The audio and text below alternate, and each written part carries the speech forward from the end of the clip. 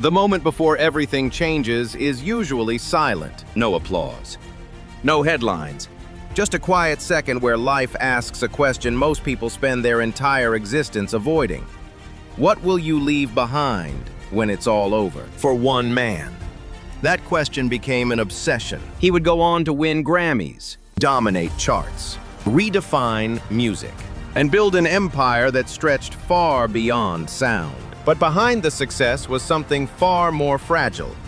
A ticking clock, a near-death experience, and a loss that would slowly unravel everything he built. This is the story of a man who refused to accept mortality, yet couldn't escape it. A man who turned pain into art, but also turned that same pain against himself. Because if you look closely, the rise of Kanye West isn't just about fame. It's about what happens when genius meets grief, when ambition meets guilt, and when a son spends the rest of his life trying to make one person proud. So the real question isn't how he became a legend. It's this: was he building a legacy or running from something he could never fix?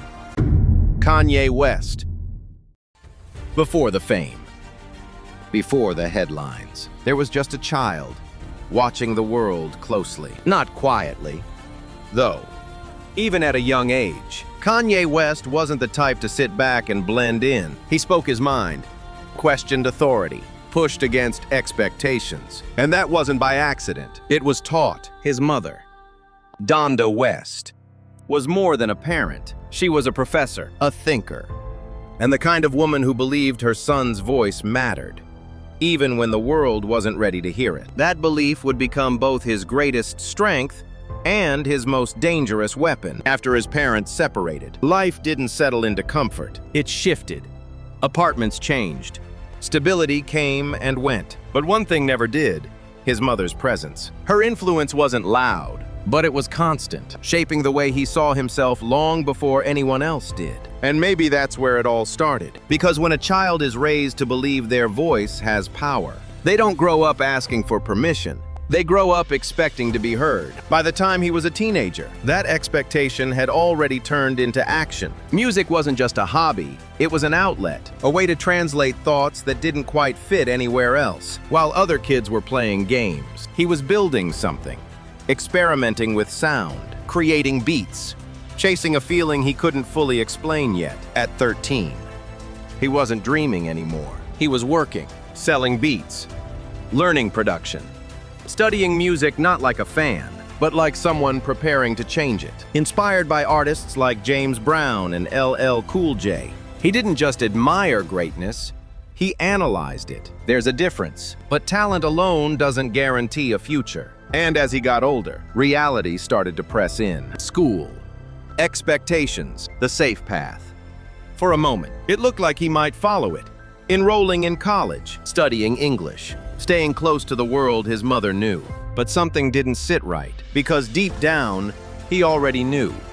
He wasn't built for a normal life. Dropping out wasn't rebellion for the sake of rebellion. It was a decision, one that carried risk, uncertainty, and the very real possibility of failure. But for him, staying would have been worse. It would have meant silence, and silence was the one thing he was never taught to accept. So he chose the unknown. Not because it was easy, but because it was the only path that felt honest. And without realizing it, that decision didn't just set his career in motion. It set the tone for everything that would follow. The confidence, the defiance, the refusal to be ignored. All of it traced back to one simple idea planted early in his life. His voice mattered. But what happens when someone believes that, and the world finally starts listening? Success didn't come the way he imagined. It came sideways. Before the world saw Kanye West as a rapper, they saw him as something else entirely.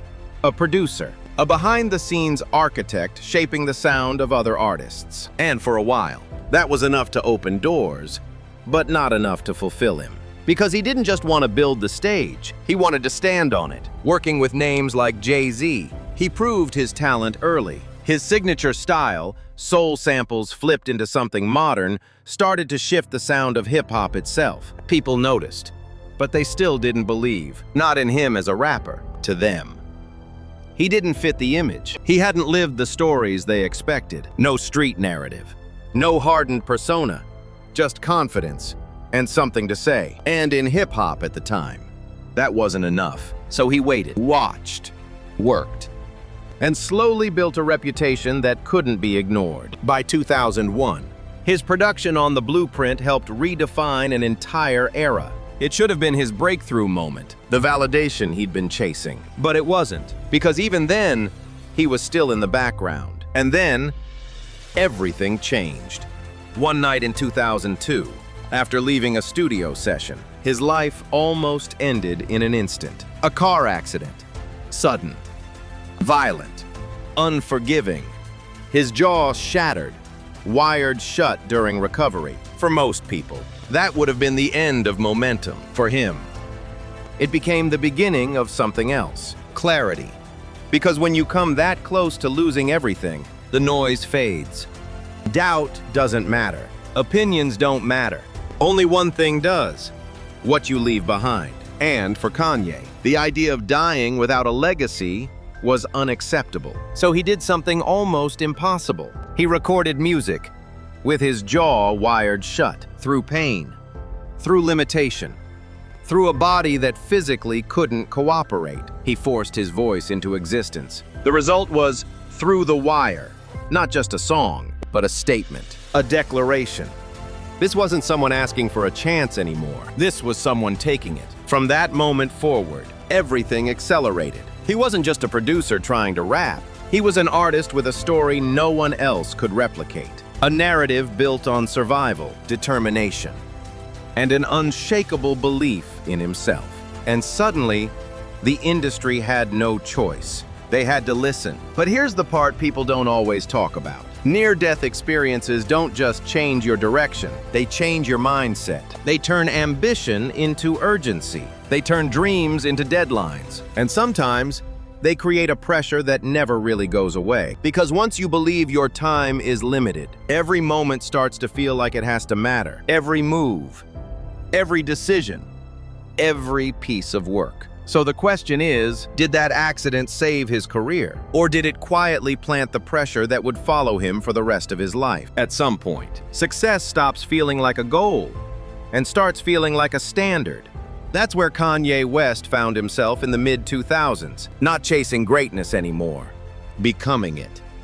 With The College Dropout, he didn't just introduce himself, he disrupted everything. The sound was different. The perspective was different. Instead of glorifying a life he never lived, he told the truth about the one he did. Insecurity, ambition, faith, doubt, and people connected to that. Then came Late Registration, bigger, more refined, more confident. The music evolved, but so did his presence. He wasn't proving himself anymore. He was expanding. By the time Graduation arrived, something had shifted. He wasn't just part of the culture, he was leading it. The sound of hip-hop was changing, and his fingerprints were all over it. Soul samples, orchestration, electronic elements, even fashion. Everything he touched started influencing what came next. And then came the moment that defined an era. A competition that wasn't really supposed to be a competition. A cultural face-off between two completely different visions of hip-hop. Kanye West versus 50 Cent. Street authenticity versus artistic evolution. The industry expected one outcome, but when the numbers came in, everything changed. Kanye didn't just win, he shifted the direction of music itself. That moment marked the transition from traditional street rap dominance to a more expressive, genre-blending future. And whether people realized it or not, they were stepping into a world he helped create. On the surface, it looked like he had everything: success, influence, recognition, stability. But underneath that success, something else was forming: pressure. Because when you become the standard, there's no one left to chase, only expectations to live up to. And expectations don't disappear, they grow.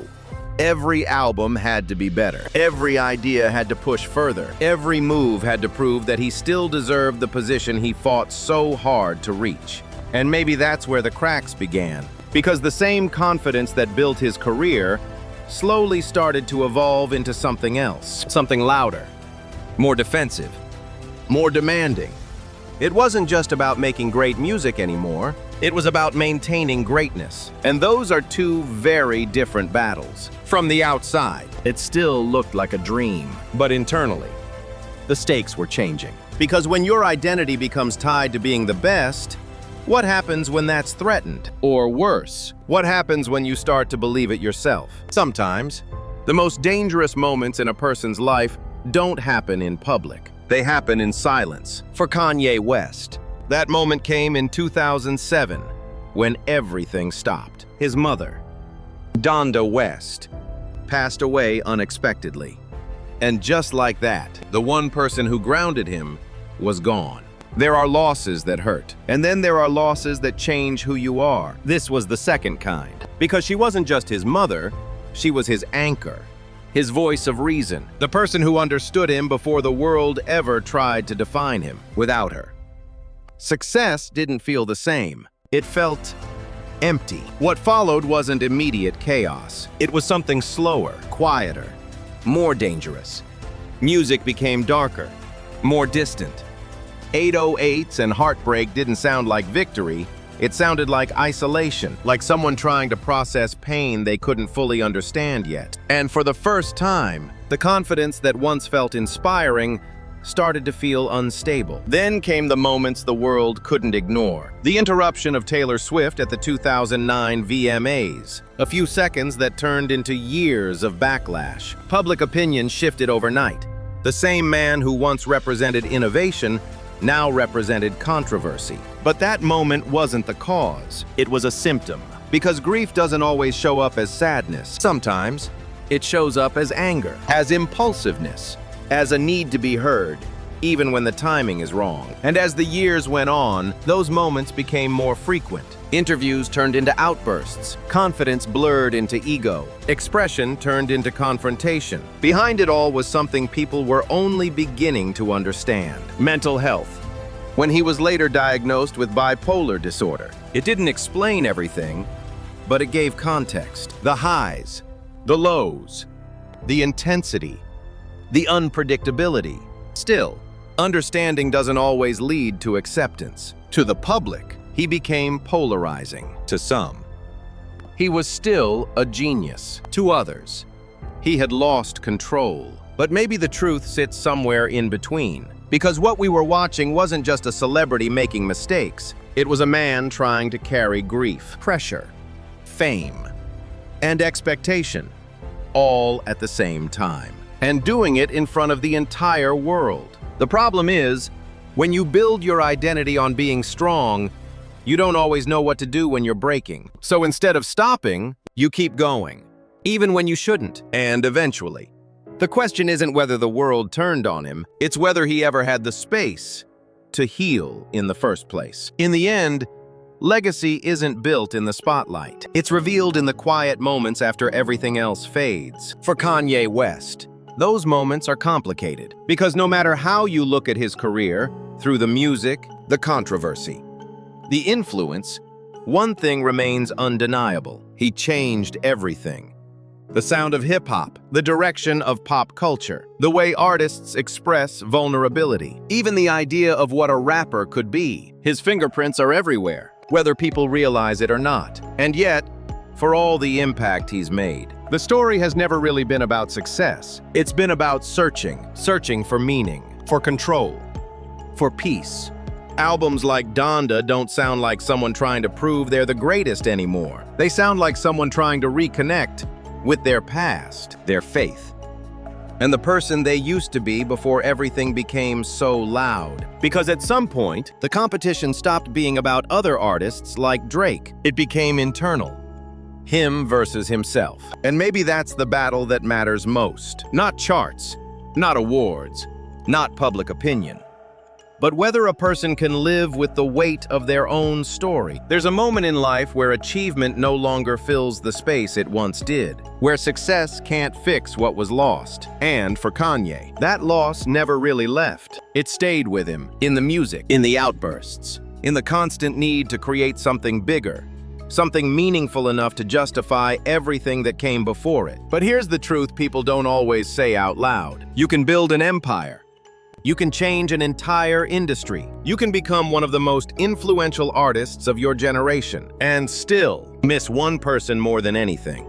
So maybe the real legacy of Kanye West isn't just in what he created. Maybe it's in what he revealed. That even the most powerful voices are still human, still fragile, still searching.